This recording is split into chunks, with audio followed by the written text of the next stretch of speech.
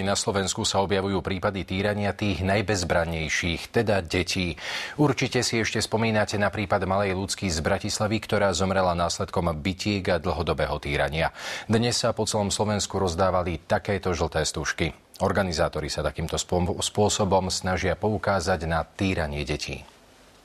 Neuveriteľných 700 detí potrebuje každý mesiac našu pomoc. Zavolajú na detskú linku záchrany.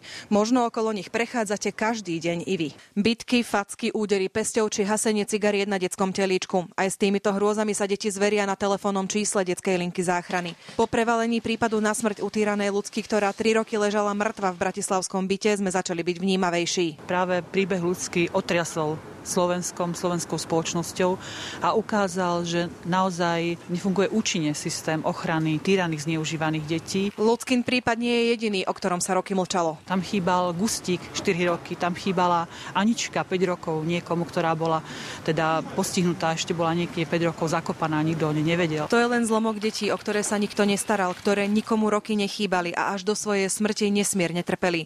Podľa prieskumu, ktorý sa u nás robil ešte pred 12 rokmi, máme na Slovensku asi 1 200 000 detí a až neskutočných 20% z nich bolo niekedy vo svojom živote týraných. Väčšina detí mala menej ako 3 roky a tyranmi sú často rodičia. Za 9 mesiacov tohto roku sme zaznamenali 51 prípadov, kedy bola týraná zverená osoba. Za 15 rokov identifikovali 16 detí, ktoré kvôli týraniu alebo sexuálnemu zneužívaniu zomreli.